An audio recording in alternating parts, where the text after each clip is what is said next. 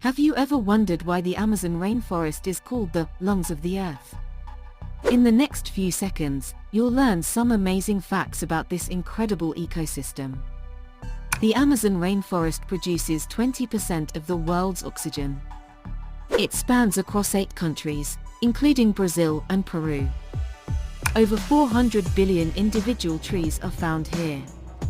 It is home to 10% of the world's known species. Harpy eagles, pink river dolphins, jaguars, they all live here. Indigenous tribes have inhabited the Amazon for thousands of years. Many still live in relative isolation.